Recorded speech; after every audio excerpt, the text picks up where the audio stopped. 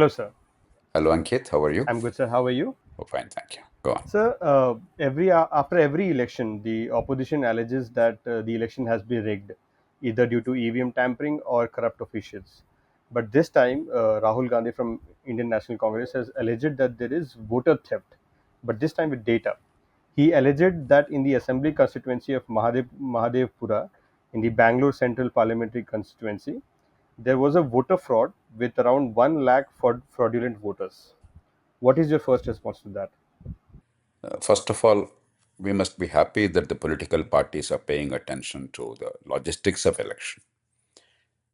And certainly, one of the areas that has improved over the years but requires further improvement is voter registration.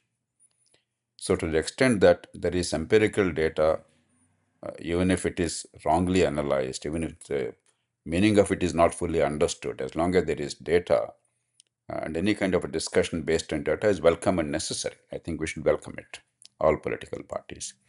At the same time, we must understand the context, the situation, and the consequences.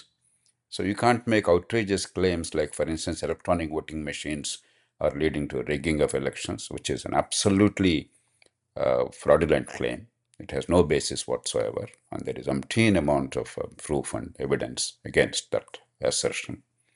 Or that uh, the the defects in the voter rolls, and there are certainly defects that they are affecting the electoral outcome, and the defect in voter rolls means electoral fraud. All these are very dangerous and absolutely over the top assertions. And the third broad point I'd like to make before going to details is our politics is messed up. There is a deficit in our democracy. We are not getting the best out of our system. Everybody understands that. But I can guarantee you, with a lifetime's experience and understanding of grassroots electoral process and logistics, the problem is not in the conduct of election and logistics. It is in the nature of politics, the political culture, and centralization of power and absence of rule of law. None of this, the logistics, have anything to do with vote buying, the role of illegitimate money in elections, and therefore distortion of incentives and therefore distortion of outcomes subsequently, or the caste mobilization and polarization in the country on grounds of caste, region, religion, etc., or the excessive reliance on short term welfare measures at the cost of the long term good, damaging the fiscal health of the country and also damaging the prospects of economic growth and prosperity and opportunity and dignity for the poor. Now, these are issues related to the political culture and electoral system the political parties handling. The autocratic political parties, where they decide who the candidates are without any people's involvement, and it's the money, power, and pedigree and caste that matter more than the competence and integrity and spirit of public service. Or centralization of power. Because of that, voters are not able to understand what is in their best interest, and even if they vote freely, oftentimes they vote against their own self interest, collective self interest, because they are not enabled to understand the self interest of the voters in a centralized system, and the failure of rule of law. So, without understanding the real crisis, oftentimes we are tilting at windmills, the wrong kind of targets, electronic voting machines, voter registration, etc. Now, it does not mean that everything is perfect. In a very complex, in a very poor and largely illiterate country with relatively poor infrastructure, India has done a remarkable job of managing its elections. But there are flaws, and they are being corrected. Things are improving, but they still need some improvement. And voter registration itself, if you take, it's an area which has improved enormously, but more improvement is still required. FDR Lok Satta have done enormous work way back in 1999, 26 years ago, and then 2000, 2004. Detailed surveys were conducted before election, after election. How many votes were missing? What should have been enrolled? People who are eligible, their names are missing. Therefore, these are acts of omission. That means by mistake or inadvertently or whatever reason, the people who are eligible to vote, they're not included. And there are mistakes of commission, wrongful inclusion of ineligible voters, that means non-existent voters or people who already moved out, are dead, etc. Sometimes even fictitious names, perhaps. So they're included. We have seen what happened in 1999 when we embarked on this exercise, and FDR and Lok Sabha actually mounted a movement, an advocacy based on evidence, and Election Commission responded, and things have improved significantly. But this is not perfect. It's a work in progress, and some more improvement is required. And to the extent that Mr. Rahul Gandhi is throwing the searchlight on the defects in the electoral rolls, exposes this problem, and therefore uh, persuades our election authorities. It's not merely election commission in Delhi; they do very little. They only are the Mukhota. They are merely a notional constitutional body. But the real work is done by the vast administrative network in the whole country. About 1 crore people are involved in election management in India. We must understand about half of all public servants of India are involved in the election management in a vast and complex country with more than 10.5 lakh polling booths, with about 100 crore, 98, 99 crore electorate. So, three people in Delhi don't do anything. They merely give the constitutional protection. They ensure that by and large impartiality and set in the right kind of guidelines. And if something comes to their notice, they can give a direction as to what to do, what not to do. But the actual work is done by the routine administration at the state level. There is nothing national in this. That's another mistaken assumption, challenging the election commission. And where Mr. Rahul Gandhi has gone completely wrong and over the top is threatening the constitutional authority election commission. In India, there are a few constitutional authorities who have been doing a remarkable job. Of them, election commission certainly stands among the best. The finance commission, looking at the devolution of resources between the union and states, certainly stands among the best. The UPSC, in a very complex country with enormous uh, desire to get into government jobs, tremendous pressures, we can imagine. There is not a whiff of corruption or malfeasance on the part of UPSC in recruitment to public offices, which is actually quite remarkable and uncelebrated, untold story in the country. So there are some constitutional authorities doing a great job against heavy odds. Instead of respecting them and strengthening them and helping them to do better, attacking them and threatening them is not a very wise thing. This sort of a thing we have seen in the States time and again, people in opposition threatening the officials and constitutional or legal authorities before the election, saying that, "No, once we come to power, we'll show you, we'll teach you a lesson." But for a national party and major leaders of national parties doing that is absolutely unconscionable. It is against the grain, it's improper, it's against the national interest, and I hope they will realize that they must not allow emotion to uh, overrule their good sense. So let's go down to the basics of this issue, sir. He's talked about 1 lakh to 50 votes being vote chori in the electoral rolls. So what exactly is a electoral roll or a voter list, and why is it so important for our electoral democracy? Absolutely. See, as Churchill said, what is democracy?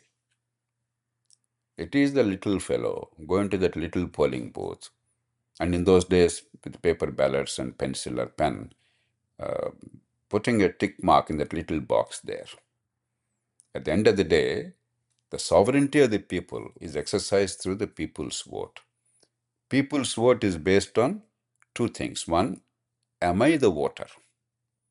And two, am I allowed to vote freely? And is my vote counted honestly? Now, if any of these three simple things, that who is the voter? Is she allowed to vote freely? And is the vote counted honestly? If these three things, any one of them is not done properly, then our democracy fails. There are many countries with sham elections. Russia has been having elections over the years, but everybody knows what Russian elections are. Belarus has been having elections for the past 31 years, but everybody knows what elections in Belarus are. Or in many other countries. In countries like China, for instance, there's no competition. Elections are there, but there's no competition, only within a party. So unless there is a free and fair competition, unless the voter rolls are honest, unless the people are allowed to vote freely, unless every adult human being, irrespective of caste, region, religion, and gender, is able to vote freely and without any fear, and unless the votes are counted honestly, democracy is completely distorted. To that extent, electoral rolls, the voting process, and the counting are very important. No question about it. But I can guarantee you, these three, in the large part, are superb in India. Of them, a relatively weaker link is voter roll. In a large and complex country, certainly voter rolls are not perfect and they cannot be perfect, but they can be made better and better. Now, to go into substance of Mr. Rahul Gandhi's assertions, take Karnataka. A simple search indicates to you that Karnataka has a population of 6.81 crores, 68.12 million population, just to 2024 or so. And in Karnataka, about 29.5% of the population is below 18%, 18 years of age. So they're by definition not voters. So only 70.5% of the population are eligible to vote if everybody is enrolled. Whereas in India, it is still less because in India, 31% are below 18 years of age. We don't have exact numbers because our census does not give you the figures for below 18. They give you below 14 or 15, etc. But if you extrapolate the data, this is the nearest thing. We can perhaps improve it further.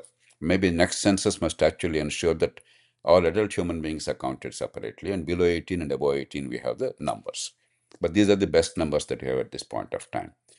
Now, that means in Karnataka, the actual people eligible to vote should have been 4.8 crores. How many votes are registered in Karnataka? 5.37 crores. That means 57 lakh votes are registered more than they should have been. Now, more of this would be in urban areas. Why? In urban areas, the names are not deleted easily because nobody knows who is who. And therefore, when they are transferred, when they move residence, when somebody is dead, the names are not deleted. Whereas rural areas, everybody knows everybody else. The party cadres are very alert. The village community knows everybody. Therefore, when they do the revision before the elections, they typically do revision all kinds of revisions before the elections. They can delete the names easily and add names easily. Urban areas, it's much harder. People are anxious to add names but not to delete names. Now, instead of 70.5% people of the population that should have been on the voters list, in Karnataka it's actually 78.8%. There's an 8% increase. Urban areas more so. The same thing is seen in Mahadevapura, which is a part of Bangalore city. No surprise at all. And it happened under the watch of the Karnataka state government. Karnataka state government is run by the Congress party. Let me re-emphasize. Elections are managed at the state level by the machinery. Election Commission gives the broad guidelines and enforces the law. Now, to attack the Election Commission at the national level for the administrative failures locally is like attacking the Supreme Court because a local magistrate, the local first class magistrate, the local judge, trial court judge, has failed to do his duty. It is like attacking the Prime Minister of India because the local Tahsildar or local MRO has failed to perform his functions. This is absurd. So threatening election commission is not the answer. Pointing out is right. And for Lok Satta humbly pointed out 26 years ago. I remember one election commissioner who became later chief election commissioner. When I first came with the data, he actually challenged me. He used a word which I found somewhat offensive. He said, "You're exaggerating the problem." I never in my life exaggerated a problem. I always believe the credibility of the person speaking is very important if you are serious about reform. You must never lie, you must never varnish, you must never exaggerate. Then I took umbrage at that words and I demonstrated to him, chapter and verse. So your credibility is very important. You must not use words loosely. You must not exaggerate the problem, and you must not misstate the problem. Because today you may make headlines, but tomorrow you lose credibility. Crying wolf too often means tomorrow when the wolf actually comes, nobody will trust you. It's important for political leaders or bureaucrats or media to understand that credibility is the most important resource for a public person. Now, Loksata FDR have done these surveys, as I told you, in 1999. Now, here is the good, good part of it. Things have improved dramatically. I'm sure you will display the data. Let me give you an outline. Way back in 1999, when we took up the election watch, Lok Satta created the election watch movement in the country. When we did that in 1999, as part of that, we wanted to verify electoral rolls. Very painstaking verification took place in a whole constituency or whole polling booths and several polling booths on a sampling basis. We found in rural areas, for instance, there were 15% errors in the voters lists. Now, what are the errors? Two kinds of errors. One is errors of commission. That means the name that should not have been there is still finding place. The person is not a resident there, he is dead, or is not a major yet, not 18 years of age yet, whatever be the reason. They are about 10.3%. Errors of omission, not including the correct name, they are about 4.7%. Total 15% errors. It doesn't mean that the voter list is all fraud. See, we must be very discerning in understanding and in communicating. Now, urban areas is much worse. Urban areas was 45%. Names that are included that should not have been there, they should have been deleted because they're dead or they're moved out of that place or transferred from that place or moved residence or something else. Uh, they're 26%. And the names not included, even when they're eligible, because they moved recently or they become now eligible to vote because they're 18 years of age or whatever, they're about 18.9 or 19%. Overall, there were 28% errors in the voter rolls. Now, the situation obviously varies from constituency to constituency, district to district, and state to state, but broad outline in Andhra Pradesh. A similar picture we found in Karnataka, in West Bengal, in Maharashtra, in Delhi. Everywhere we conducted these surveys. Similar, numbers slightly varied, but broad picture. Now, here is the good news. In the same year, post-election, 99, you remember there was a parliamentary election. If you remember in 99, 96, there was a parliamentary election. Then 98, there was a parliamentary election, after which Mr. Vajpayee came to office, his government. Then 99, because that government lost by one vote in parliament in Lok Sabha, the confidence motion, they had to go back to the polls under Vajpayee. And the government came back to power in 99. 99 election happened. So post 99 election, again, we surveyed, actually, is there a voter fraud? I want you to distinguish between voter registration defects, errors, and voter fraud. Error is not fraud. Now, what we discovered was something heartwarming. Still needs improvement, but voter error and voter fraud, these are two different things, and numbers are completely different. We found in rural areas, 0.9% of the votes are probably bogus votes. We actually have taken the names of the people who voted at the polling booth. In those days, we didn't have the electronic facility, digitization, etc. So we had to painstakingly take the hard copies from the polling staff, and they gave us the lists there, and they make a notation who voted, who did not vote from the electoral rolls. So we went to each of the persons who has voted officially. We found 0.9%, we could not find the people. Maybe some of them have moved out of that place, but to the best extent possible, when verification is there, rural areas 0.9%, under 1%, there was actually potential bogus voting or doubtful voting. Urban areas, it was 1.9%. Overall, it's 1.2%. Anything above 0% is bad, but 0.9% and 1.2% across the rural and urban areas, as opposed to 28% errors or 15% in rural areas and 45% in urban areas, these are two radically different numbers, right? So voter list errors is not equal to voter fraud because there are plenty of safeguards in our system. And this was 1999. I can guarantee you things have improved dramatically subsequently. For instance, in 2004, we discovered when we did the survey again of the voter lists, the mistakes in rural areas instead of 15% earlier came down to 5%. There's a 65-70% improvement. Urban areas instead of 45% earlier came down to 12%. There was a 70 to 75% improvement. Again, let me repeat, there must be zero errors. That must be our endeavor. But perfection is the enemy of the good. In human life, in any endeavor, we can approximate to perfection, but nobody can guarantee things will be perfect.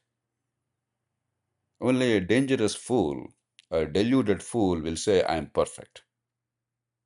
You take census, even in a country like the United States, the world's richest and most sophisticated country technologically and systems wise, there's a 1 to 2% error in the census data, aggregate.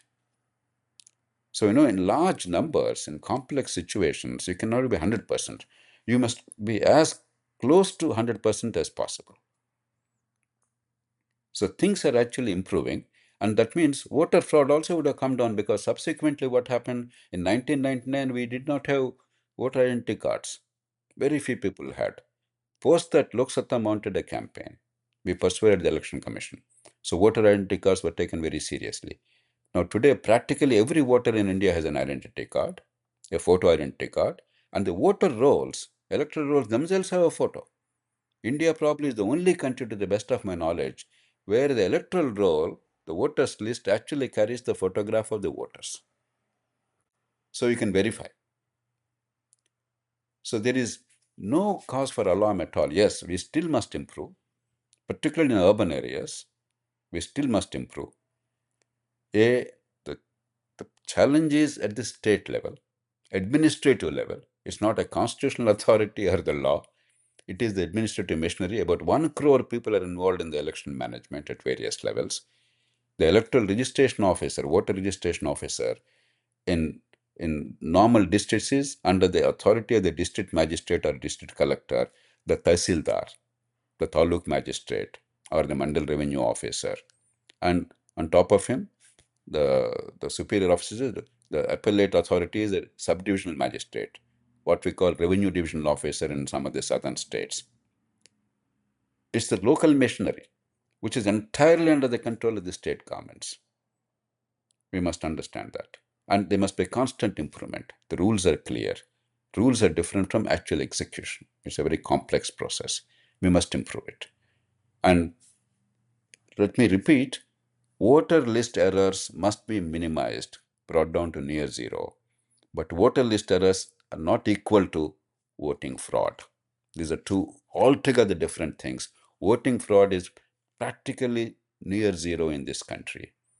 And therefore, to cast a doubt on the electoral outcome from the logistics and the mechanics of election is both absurd and untruthful. Right. So, although you mentioned that, and with empirical evidence too, that things have improved, where does the accountability lie with regards to mistakes of omission and commission that you mentioned? Obviously, administration must take responsibility.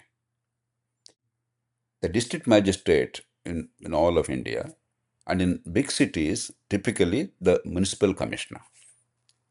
Wherever there's a corporation or a big city, municipal commissioner, they are what are called district election officers. The legal expression is district election officer. Very many people think that there is actually chief electoral officer and officer of the election commission in the state who is in charge of elections. No, he has no statutory role. The chief electoral officer merely communicates to the people and acts as an intermediary between the Election Commission of India and the state government. He has no authority at all. Authority is entirely Election Commission legally, but in real terms, the work is not done at the national level. It is done at the district level and sub-district level. So district magistrate or a municipal commissioner. If the municipality is involved, in case of big city, the whole municipal administrative mechanism, everybody in the municipality is involved in that, including village teachers to clerks to all kinds of officials, etc., etc. If the district magistrate is involved, then again everybody is involved, primarily in the revenue department under the district magistrate, but all the administrative uh, apparatus is involved. For instance, election management, 1 crore employees, half of them, maybe three-fourths of them are teachers, because you don't have people outside that. And in India, we only employ people within the government, unlike in a country like Kenya, where I monitored the elections way back in 2002. I monitored the first election after 27 years of dictatorship in that country for the president, the parliament, and the local governments. It was a great exercise. There, they actually recruit the polling staff before the election. It's not a very good idea for us because our system is working, and recruiting on such a large scale temporarily before the election is an absurd thing for it to become completely dysfunctional. The system is working. But who are we dealing with? We're dealing with ordinary employees of India. How are they performing in the country in service delivery?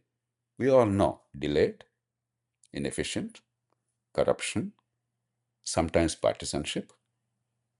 It is part of our administration, part of our administrative culture, unfortunately, because we don't have accountable administration.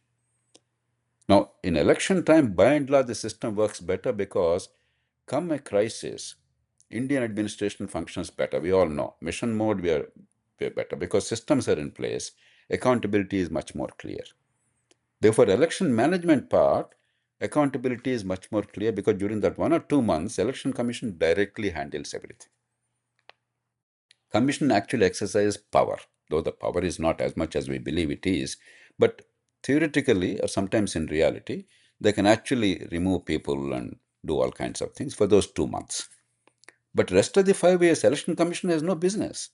The government is there, elected government is there. It's a normal functioning. It's not a mission mode every day. Actual conduct of election for those month or two is a mission mode. Rest of the 4 years, 10 months is a normal mode of administration. Therefore, the failings of the normal mode of administration will appear here also inevitably. In our education, we see that. Healthcare, we see that. Rule of law, we see that. Traffic management, we see that. Water supply, we see that. Sewerage, we see that. Flood control, we see that. Why will we not see that in elections? What is so special about it? Same people are managing this also. And who is bothered on a day-to-day basis about voter lists? Nobody. So unless we improve the tone of administration overall, you cannot dramatically change everything. But despite that, because of voter registration improvements over the years, because of digitization now, because of Lok Satta's advocacy and introduction of post office as a nodal agency in several states for finite periods, because post office is an accessible institution for people, it is a trusted institution, generally regarded as non-partisan. We insisted on that. That also was brought in. But increasingly now with the digital technology, anybody can access digital technology. You can actually file an application and so on and so forth. Because of all these improvements, despite the general failings of administration, in voter lists also there have been significant improvements. So voter identity cards is a miracle in the country.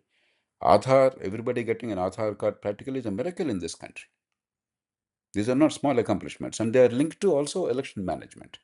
For all these reasons, things have improved, but they're not perfect yet. So don't expect miracles without improving the overall administration. One other point I'd like to make, accountability.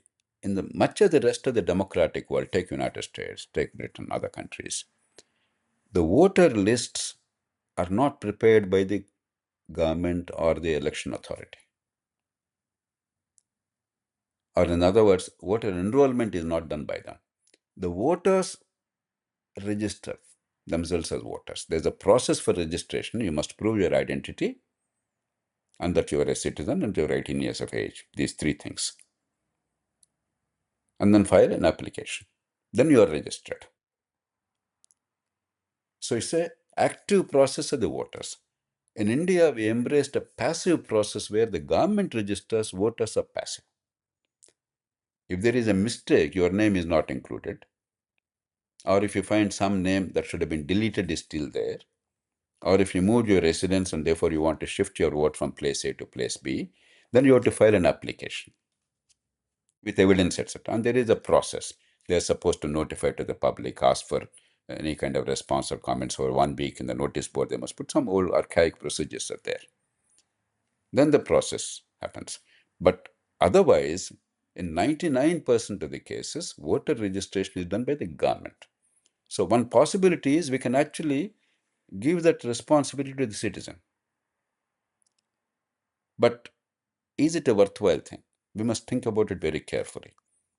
In a country which is largely poor and even today largely illiterate, if citizens have to file an application, and if they have now a new electoral roll system on the basis of the applications, it becomes probably very confusing. And many people may be excluded. Remember, in India, the poor people are enrolled almost 100%. The poor people vote almost 100%. The middle classes and the educated and the rich people are not fully enrolled always, and they often do not vote. It is exactly the opposite of what happens in the rich countries, rich democracies.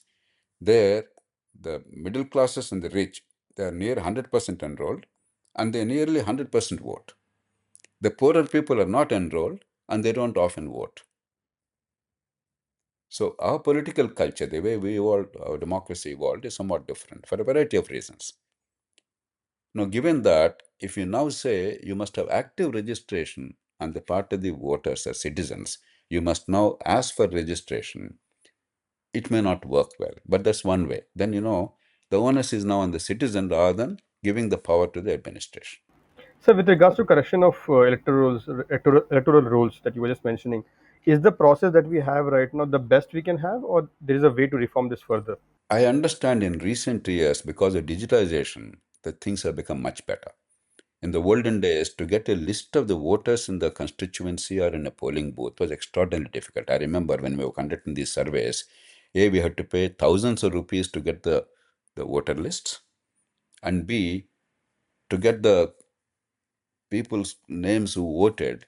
Again, it took us a Herculean effort and goodwill and good relationship and networking and so on and so forth. Now, with digitalization, things have improved a great deal. But I would be happy if post office is made a permanent nodal agency.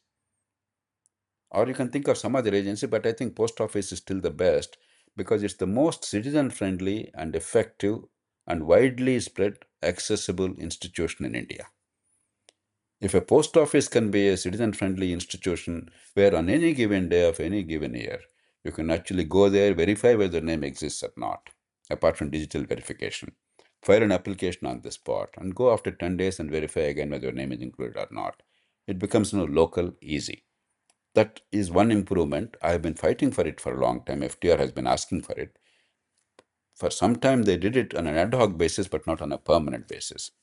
Barring that, I think the system is on paper, by law and the rules and regulations, is pretty good. Is pretty good. Earlier, the application to correct the voters list while they were filed, hardly any work has happened. The election authorities almost always ignored it because people file it only before the election. During the normal time, they don't bother because it's not part of the regular work of the election authorities, who are actually functionaries doing many other things like revenue or municipality, etc. They ignored it.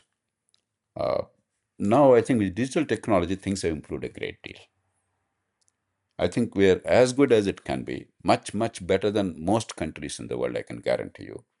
But a more citizen friendly access to voter registration and improvement through post office will be one significant improvement. And access to information, for instance, after polling is over, who voted, who did not vote, I think people should have a right to know. So that no parties and individuals and media and civil society organizations can do surveys and find out if there's actually voter fraud. Because this talk of voter fraud, we must nip it in the bud. The best thing is, instead of merely shouting at each other, go and survey. If indeed 1% people voted who should not have voted or who don't exist, then it's our duty to improve the system further. So instead of shouting at each other and blaming each other, we must look for ever increasing perfection. Right. So on digitization and making things easier, Rahul Gandhi had claimed that the ECI does not give digitally readable voter lists. I think what he tried to mean was about OMR, where data analysis is easier. He himself claimed that to go through the electoral rolls of Mahadevpura constituency, which has about 6.5 lakh electors, it took them about 6 months. Does this indicate that our governance is purposely made difficult to avoid accountability? First of all, I don't really understand the technology stuff. Even 26 years ago, we could buy an electoral roll copy, printed electoral copy. By law, you can buy an electoral roll copy. And political parties are given it free of cost. Political parties then, recognized political parties were given free of cost. So to say that you now have a major national political party have no access, and particularly when your party is in power in the state, all the election authorities in the state are under the control of your government. To say that I'm not able to access voter list to me is a little strange. Because I don't understand the nitty-gritty of it, I don't want to say more than that. Digitally, my understanding is, and anybody can verify, you can now download the voters list anytime. You, Ankit Priya, can verify whether in your polling booth, in your constituency, you are registered as a voter or not. Anybody in India can do it free of cost today. When that is the case, to say that a major political party, particularly with the government in office of its own persuasion in the state, is not able to access voters list is a little strange to me. I don't know what are the technological things. If it's a different format that is required, it's a technical issue. If it's feasible, then obviously election commission should do. So the general principle is more transparent, more accessible, and more data to any citizen, and definitely to a political party, particularly to a recognized political party and a national political party. But I don't think there's really any serious obstacle. I think the issue is probably misunderstood. Right. So now that this issue of, let's say, what do I call it, voter list errors of 1 lakh that the Rahul Gandhi has pointed out, and media has been talking about it. What is your final comment on this issue?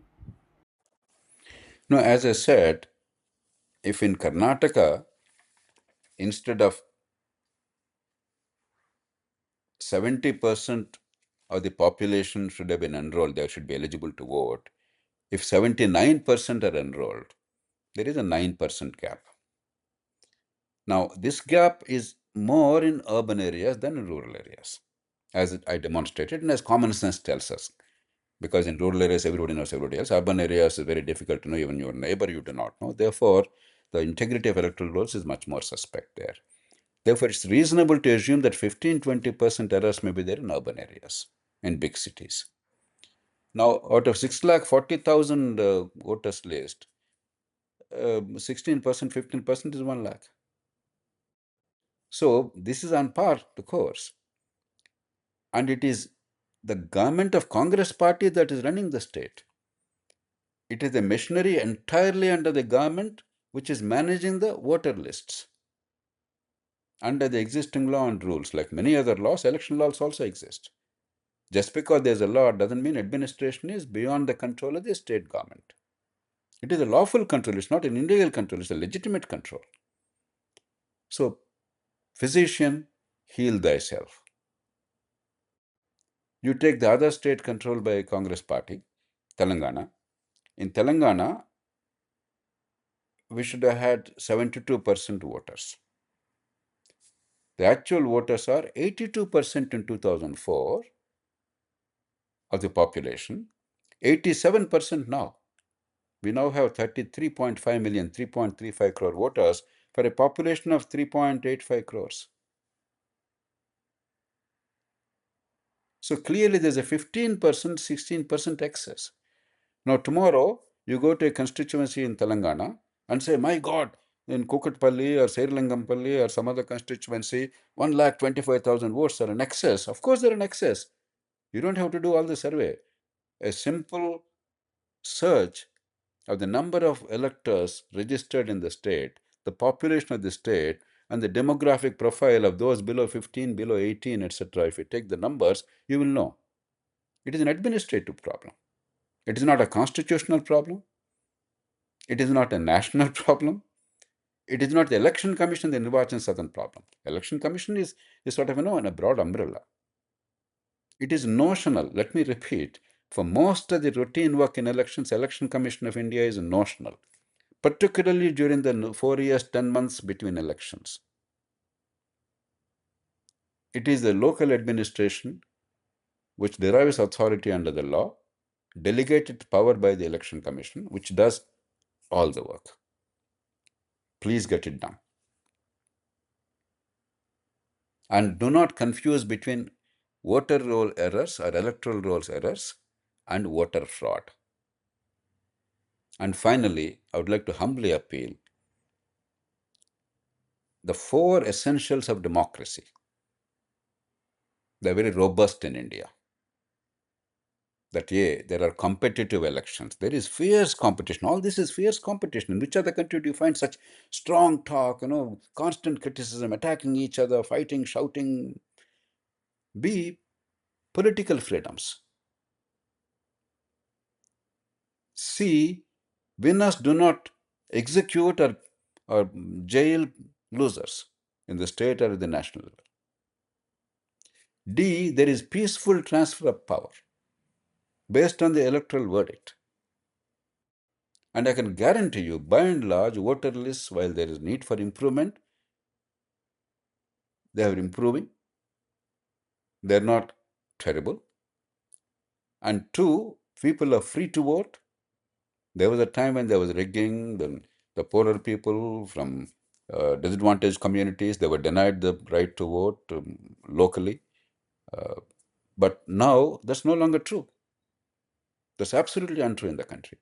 And I can also absolutely assure you, the votes are counted absolutely fairly in this country.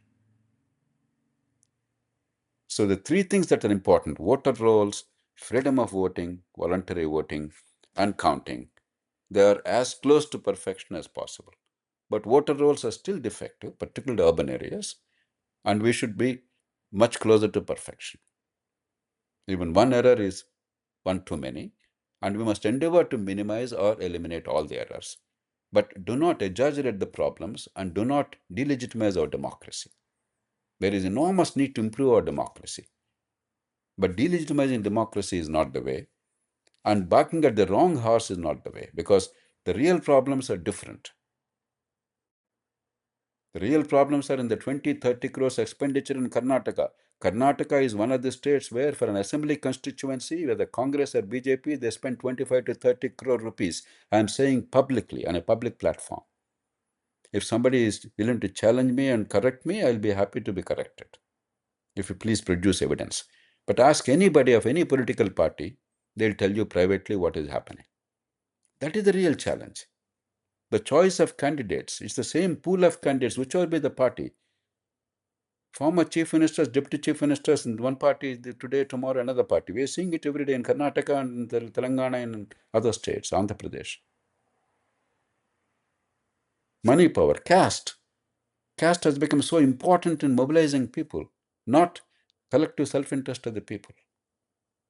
Short-term welfare at the cost of the long-term growth, undermining the economic growth and the fiscal prudence, financial stability. Karnataka and Telangana and Tamil Nadu and many other states, a classic Andhra Pradesh, are classic examples.